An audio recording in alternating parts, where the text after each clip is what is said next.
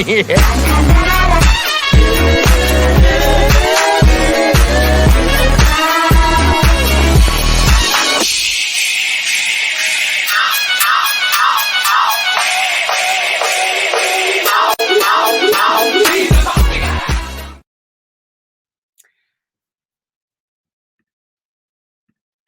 howdy, howdy, howdy. Welcome to the Snort Cast. My name is Nguyen. I am the host and creator of the Snort Cast. And if you don't know what the Snort Cast is, it is a live interview show talking to funny people all around the world about how they got into comedy and why they use comedy into their work and storytelling. And before we begin, you always know I do this.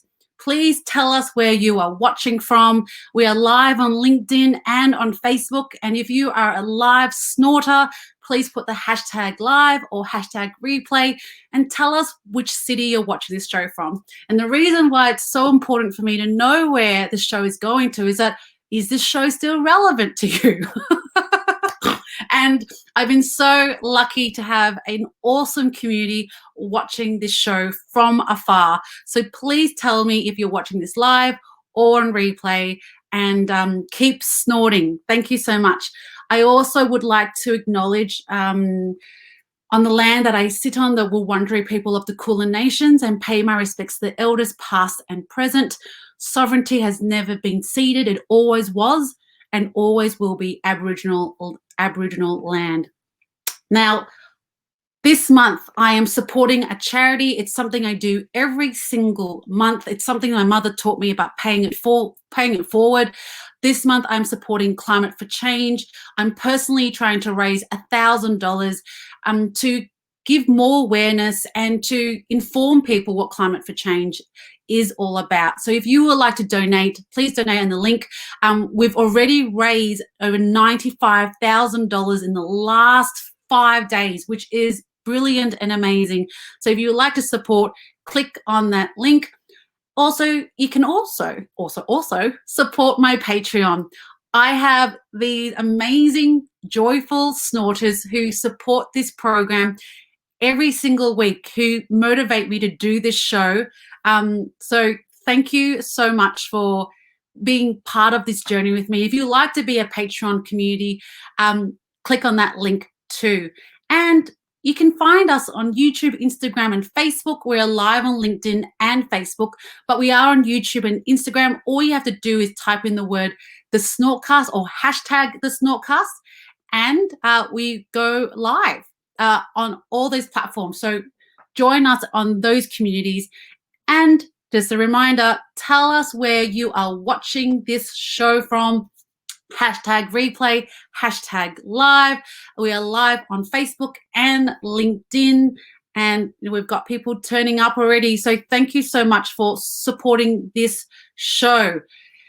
Okay, I'm going to bring on our guest today. He is one of my really good friends in the industry.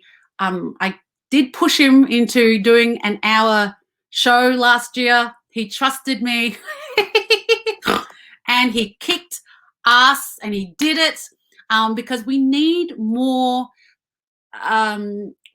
comedians with diverse stories. And he is a very funny guy. He actually has a bit part in Fee and Me TV. If you haven't seen it, it's a web series I co-created. He plays one of the uncles, and he's had a very rich history in the arts. He's appeared on Utopia, Jack Irish, and commercials, Coles, Kmart, Holden, McDonalds. He was also on Neighbours. But the crazy thing about this, and this is what we're going to talk about with him, is that he has a full-time corporate job. The side hustle of being a comedian is that he does this at nighttime to fulfill his urge to do something more than the 9 to 5. And we're going to talk about the side hustle and how you balance that. And you know me, it's all about joy. It's all about finding something that you really love and going forward with it. So before I bring him on, I want to show you his work so that you can see what he's been up to and what kind of comedy he does. Kill your phone. I don't always talk like that. I don't think this audience can handle 2, 3 thick accent acts in a row. So I'll talk more common. So hi, my name is Lee Ton, and yes, I'm an Asian. Yes, I know it's hard to tell. The only way I know is because the looks of both my parents, as they were constantly telling me how disappointed they were in me. He was always like, "Why are you so stupid?" Or "Why you not cured the cancer?" Maybe because I'm 12 years old, Mom. I just got pubic hairs last week. I'm just discovering my body right now. I don't have time to be discovering cures for terminal illnesses. I can't handle this pressure. And Asian parents, they're always comparing you to like your cousin or their friends' kids. And like, my mom was like, "Oh, your cousin Kevin already do the math at the year 12 level. Why are you gonna be such an adult, Kevin?" Dr. Kevin now.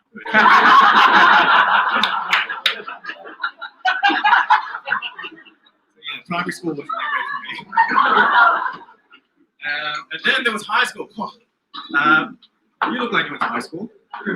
What electives did you do in high school? Woodwork.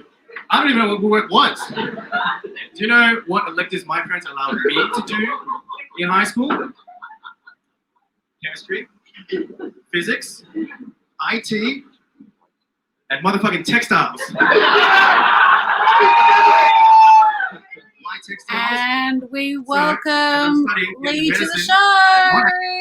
Hey, that's me. Yoo-hoo. Welcome, How you doing? dude. Thank you. It's good to be here. In, Yes, my I'm home, good. To your home. Yes. Also, how are you? I'm great. Well, you know, Excellent. we're both in COVID-19 lockdown here in Melbourne. It's getting better. Restrictions are better. And look, I've shared everyone your experience. You know, your CV, your bio of your work you've done. Mm-hmm. Who else are you? Who is Lee Ton? So Lee Ton. Well, I'm Australian-born, Vietnamese, and as you mentioned, so I'm a actor, comedian, banker, and also a father. So a little bit busy in my life, but it's good. It's good to be busy. Yeah. Well, you know, you've got 2 kids. It is pretty busy, isn't it? And Super busy. can I ask, if you had to write a memoir about yourself, what would be the title of the memoir? Ooh, okay. A memoir, a title of myself. Okay. Tricky. I'll say Tony Ton Ton Ton. I'm just doing the best with what I've got. That's a long title, dude. Yeah, exactly. I wanted to go further, but I figured we've only got a little bit of time left. Like, how did you get teased for having the name Ton? I got more teased for Lee because it obviously rhymes with we and P. So that one kind of took ahead. And I got teased for because my hair's pretty long now because obviously I've got a lockdown hairstyle at the moment, but I grew it long before. I got teased for that because they called my nickname was Shaggy back then because it was that Buffy. And I got teased because my Vietnamese name is Nguyen, or Quan, and in Vietnamese Nguyen it sounds similar to pants. So then I was also teased by saying Nguyen Silip, which is almost like pants underpants, and that made me cry when I was a kid as well. Yeah. Yeah. I'm over it now. I just got over it a few weeks ago, but I'm fine. I'm doing okay. We got to know for it. And if you are joining the show, please let us know where you're watching the show from. We've got people watching from, here we go. Let's do this. We've got India, we've got Sydney. Thanks for joining. We've got Amanda, Regional, Victoria. Thank you for joining. We've got India, Miss Suchi from Singapore. We've got Nigeria. Thank you for joining the show. And we've got Michael from Melbourne watching. You know Michael at all? I do. Hey, buddy. Yeah, there you go. And just letting you know, there is a bit of cracking from your mic, Lee. So just hands out. My hands away from the mic. Hands away from the mic. Go on with the interview, and thank you so much for spending your Monday night with us. When did you first recognize comedy was in your life? Like, what's your first memory of comedy? So my first memory of comedy, I think, like when I was in primary school, I was kind of like a weird kind of like eccentric kind of kid, I suppose. Like I was always kind of like doing weird, funny things to be the center of attention. And then I remember later on, I was going back through my old stuff and I found my grade 6 report card. And at the end, it had like a message from the principal saying like, oh, well, you know, he's always funny. He's going to be an actor or a comedian. So I was like, oh, okay, I wonder what I could do with what would happen with that. And then in high school, like I went to Campbell High, so it was a mainly Australian school. So then, so it was me and one other Australian-born Asian, and the rest were international students. And then everyone else was kind of Australian. So I kind of I thought I had to use comedy as a way to fit in, I suppose. I was also like, so I had my long shaggy hair and I was also a bit chubbier too. So then, you know, the best way to kind of like make friends was to, you know, be the clown a little bit and make people laugh. And it's like, oh, okay, this guy's kind of fun to be around. So then comedy was kind of like, you know, I just kept on building that. And then obviously a big fan of stand-up comedy.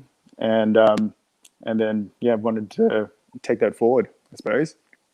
Oh, and I totally hear about the clown, because that was what I did to stand out in my high school and primary school, was to be the clown and to take on the laughter as to be in a group, to be seen. While we go ask our community where they're watching from, can I actually get you to take off your headpiece, because it is still crackling. Yeah. Okay.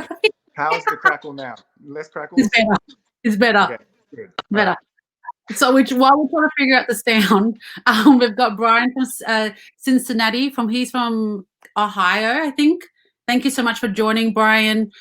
We've got Liz from Melbourne. Thanks for joining. And we've got Argentina. Liz Azu. I don't know where Liz. Do you know who Liz is? That's my sister-in-law. Oh, damn. Thanks for joining, Liz. Sure, from Argentina is my brother. Yeah. Hey, family reunion here. Family reunion during COVID. So, you know, you just talked about stand-up. Who inspires your stand-up comedy? So to begin with, so you know, obviously we're pretty spoiled here with Melbourne International Comedy Festival being, you know, right in our backyard. So I started watching live comedy. I think the first live comedian I saw was Carl Barron, and and you know, he's obviously hilarious, you know, with one-liners and such. And then I latched on to Arj Barker. So he was, you know, obviously super funny, really great, you know, energetic storyteller. And then a few years ago, Russell Peters, he kind of came onto the scene, and that's when, you know, it's kind of, you know, the Asian accent kind of like really came into stand-up comedy. And I saw him live, and he brought with him, and one of the people who brought with him was Joe Coy. And then ever since I saw Joe Coy, I have just been absolutely in love with stand-up. Like, you know, he entire theater just like in absolute stitches, just, you know, almost feels like non-stop. So he's been my, you know, my inspiration, my idol of, you know. Yeah, I do love watching him, because he takes up space. He takes up stage space. Like he moves. He's fully open to the audience. Mm-hmm. Absolutely. Yeah.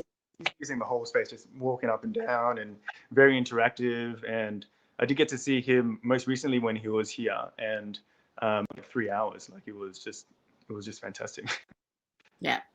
Yeah, he's great. And like I think about him when he takes up space like that, I think about Robin Williams. Like they're just, when you just look at them, they've just got energy in them. Yeah, he's just this vibrating energy. So Yeah, absolutely. Yeah, and I think his sister-in-law just asked, "Hey, what are you talking about?" Great question. Hang on, and someone just said, "That's my brother." Okay. He's my brother. He's my actual brother. There you go. Okay, Diana, I'm gonna have to ask you to pause whilst Liz and Rod just have a conversation here. So, yep, next.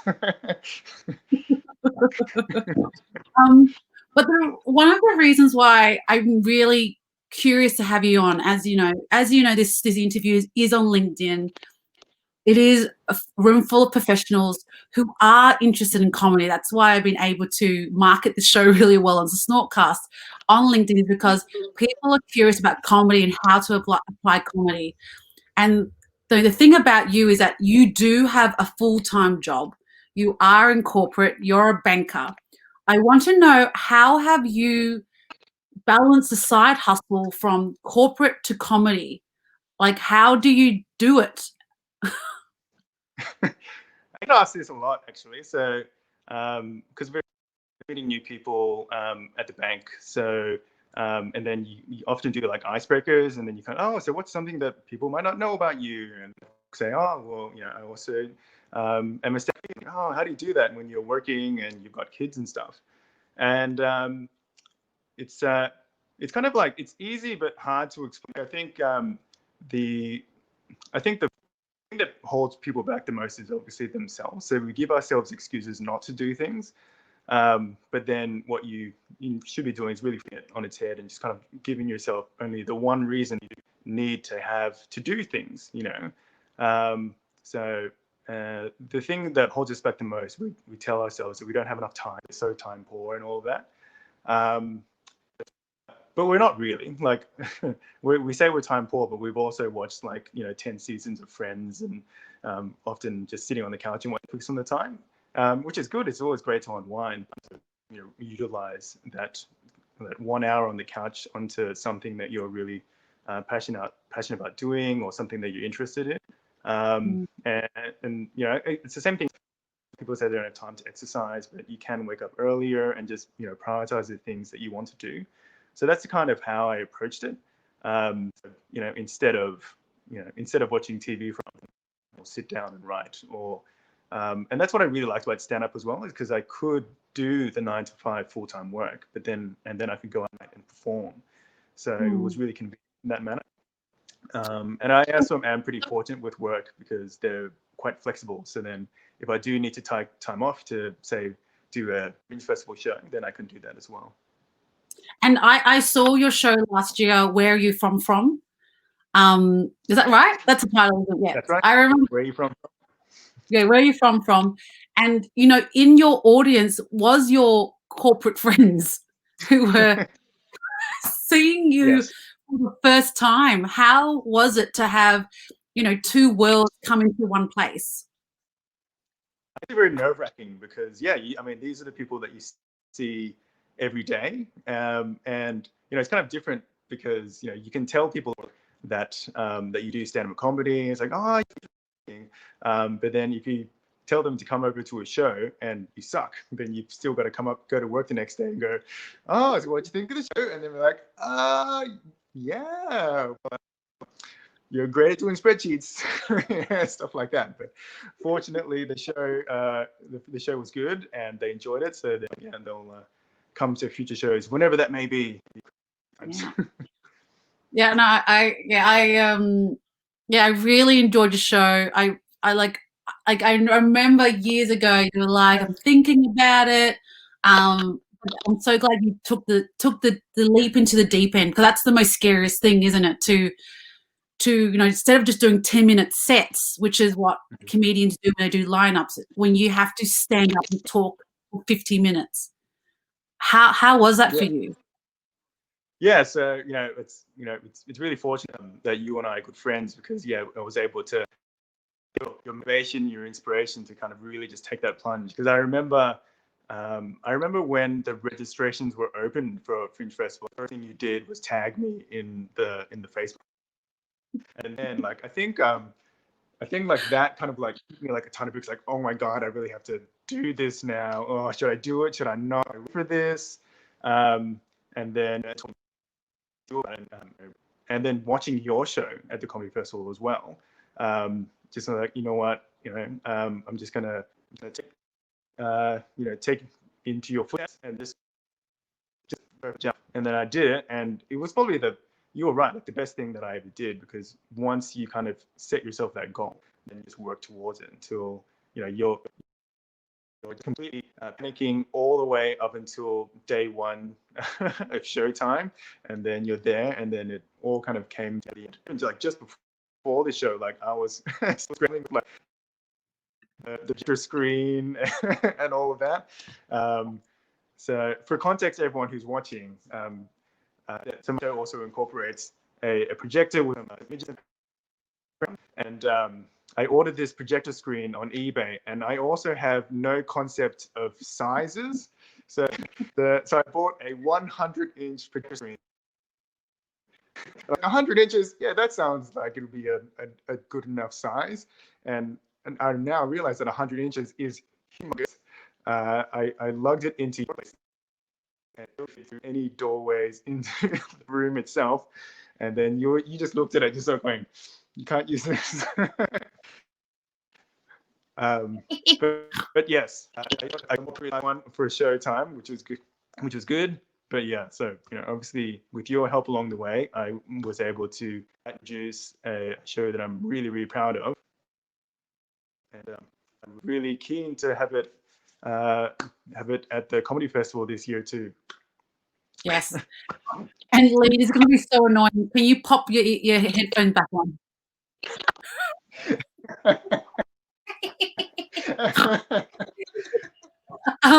If you are watching us, this is how live shows work. It's just weird crackling today. We're just going to try and make sure we get this right. Okay. Yeah, we'll just go with that. How's this? Actually, yeah, that's better. That's better. Okay. But if you are watching the show, it is a live show, and I am a live snorter. And Lee was just talking about him coming to my house with projector, and no shit, I just went and you can't do a show when the projector is longer than you. It's like it takes up the whole space. Oh my God. Yeah, that was very funny. If you have a question to Lee about his corporate work and how he mixes joy at nighttime to do stand-up comedy, please ask him a question. This is a perfect time to ask intimate questions about how people have a side hustle to do what they love. And that's why I do love Lee's hard work, is that he does juggle it because he knows it's worth it. And please ask any questions that you have, and please let us know where you're watching the show from. And Lee, you just pulled out my next question was, we did hit the pandemic. You were going to do your show again at the Melbourne International Comedy Festival. I was producing your room. That's right. Yep. Subtle plug. How have be open to what you can be open, but how have you had to find light during this COVID pandemic? Yeah, it's been pretty tough actually. I think for us as performers, we kind of get like a life energy to a certain degree through spreading joy and making people laugh. So not being able to do that in a manner that we've been used to has been pretty challenging. So obviously I haven't done any live performances probably since December. I think what was my last one, maybe January. So it's been a long time. So I do really miss it, and I can't wait for us to come back to it. But at the same time, yeah, like if you kind of have to put things into perspective, it's a great time to write, So my intention was to, do the show at Comedy Festival and then kind of like sub in new jokes where I thought it was things were a little bit flat before. So then now I can do that for maybe an entire new show. Who knows? But it's a great time to write now. But having said that, so fortunately, I am able to work at my regular job, and there I can kind of so everything's over Zoom calls and Zoom meetings and stuff, and a lot of talking. So I do often shoehorn a lot of jokes, probably too many jokes, but a lot of jokes into my meetings there as well. So my coworkers are probably more frustrated than than liking it, but I suppose, especially in these times, I'm kind of fortunate that I'm able to do that at my 9-to-5 job as well, to be able to spread joy and spread light, and in these very, very odd, frustrating times. Oh, had to sneeze. Bless you. Bless you. Okay. All right. We're going to rename the show the Sneeze Cast now because we're switching gears. Go back to SnortCast. You're going to break me again. Take up your headbuds. Take it off. Just take it off. Is this like a challenge? Is this like, okay, how many times can I get them to plug in? I don't know what's happening when you put the earplugs in. It's crackling, and then when you've got it, I don't know. Well, just talk to me now. Yep. Okay. Is it crackly? No, it's fine. It's better. Okay. Yeah. Thanks for everyone for being patient on this live show on the SnortCast. Is that the question? That's the first question. Yeah. Well, we had Joe White saying also love your work, and he said patiently waiting for a snort laugh. And Joe, I gave it to you. I just gave you a snort. Let's talk about. Oh, that's so interesting. The sound. Okay, let's talk about diversity in comedy. How, it's something we've talked about Asian jokes, Asian comedians in a scene of white comedians. How have you had to find your place in that? So I guess like the advantage is that there are so few of us, So since there are a few of us, we kind of stand out in that crowd, and so both from the Australian audience, but also from the Asian audience, we're kind of looking for more familiar faces in entertainment, and wanting to hear that voice and and so do the Australian people, because they can also do the same jokes over and over again. So then it's great to kind of liven, freshen things up again from a different perspective. So it's been somewhat advantageous to do that. And then, of course, that we're both just Australian-born people of Asian descent. So that's how we can just kind of flip it on its head, because we are just everybody else, but we are able to put the spin of how we were raised and our parents and how they kind of shaped and were really formed for us, perhaps.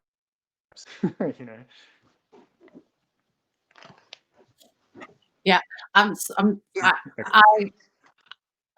I totally hear about being raised, because we are both Australian.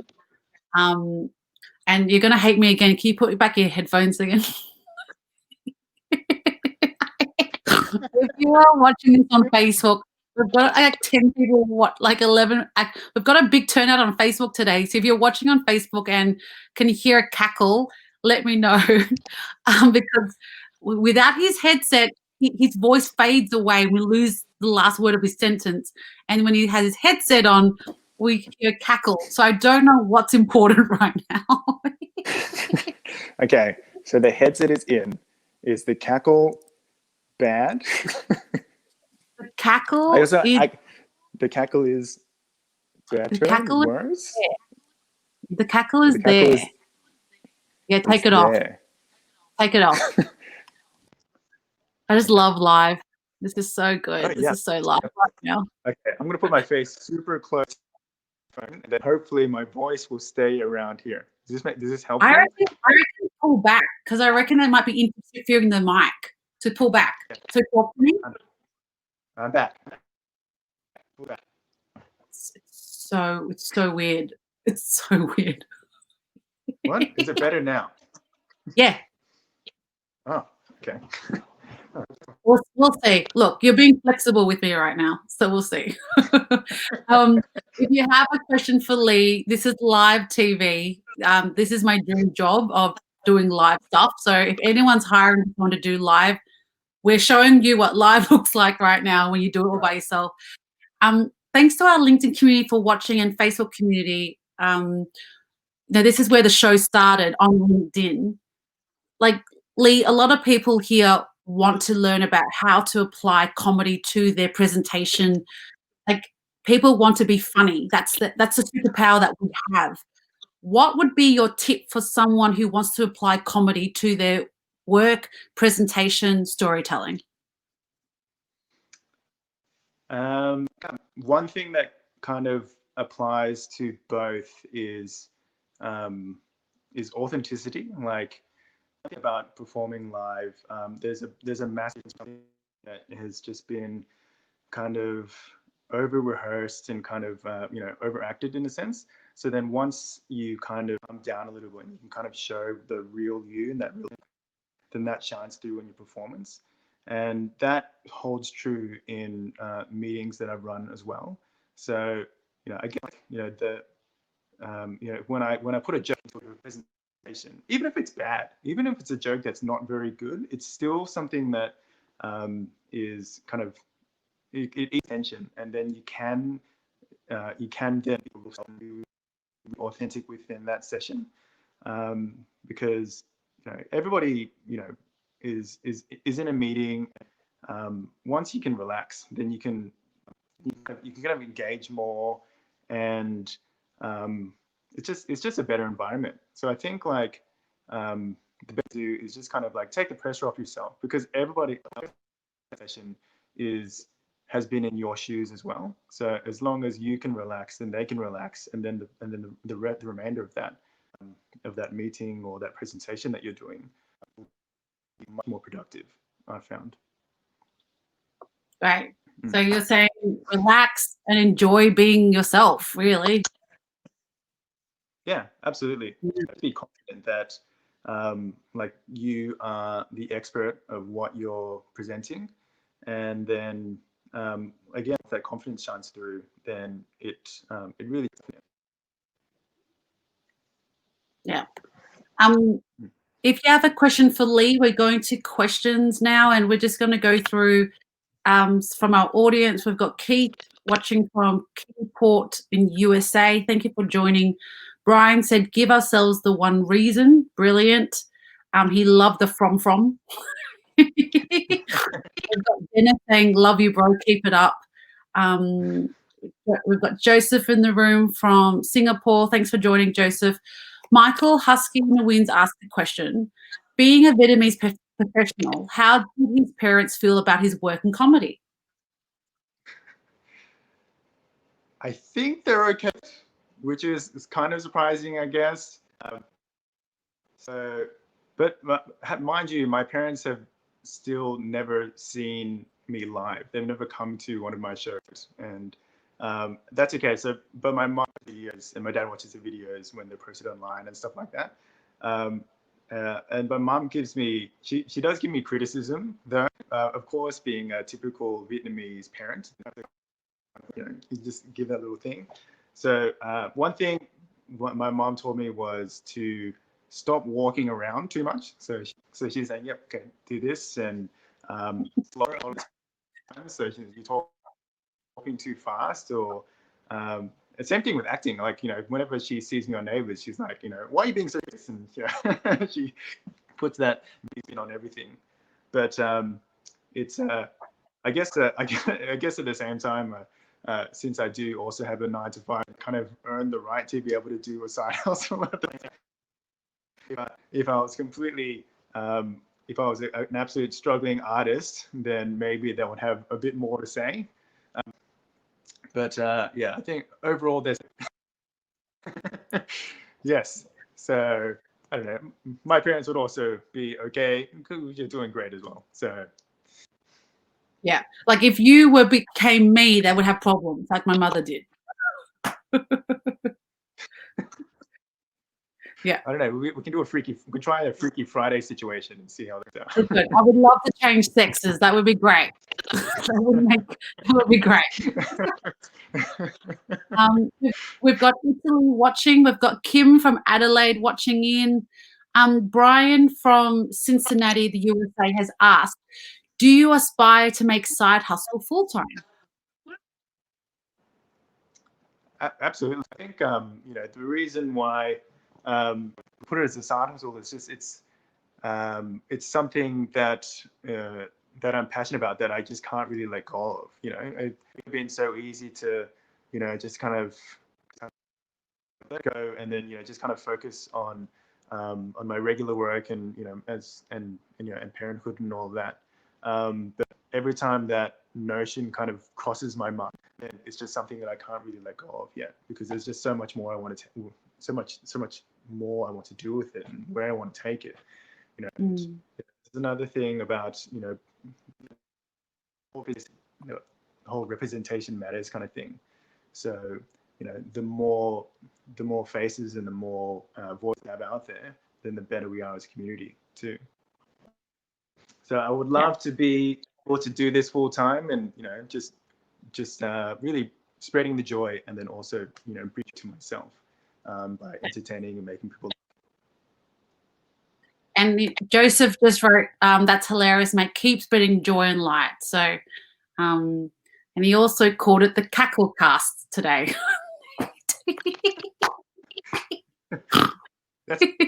That's part of my voice now. So is it like that?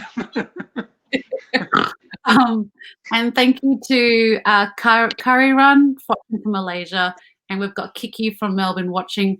But one more question before we end our interview today. What's next on your journey?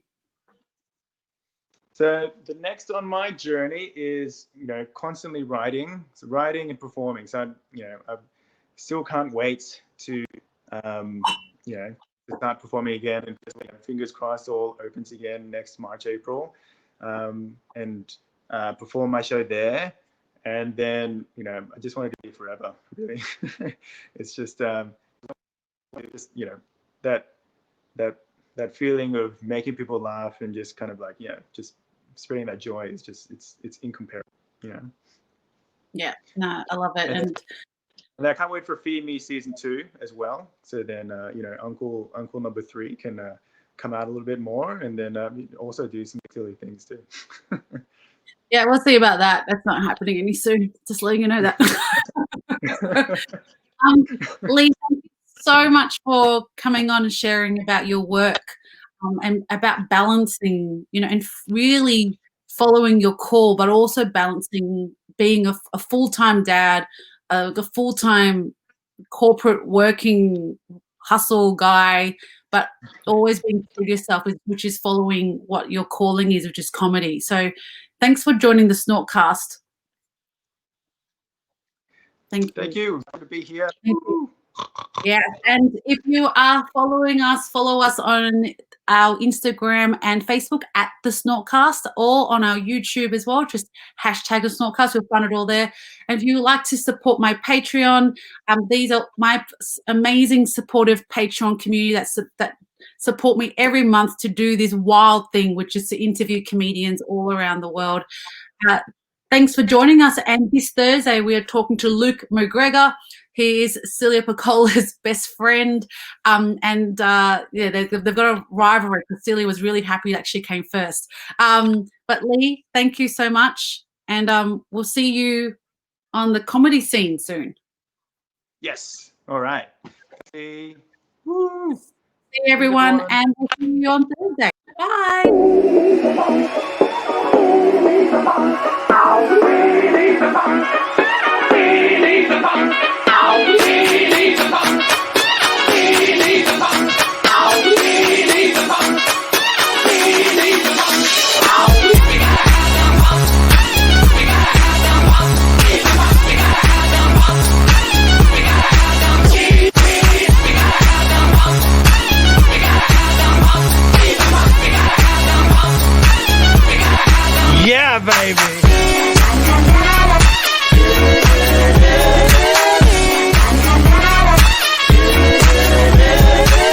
Yeah.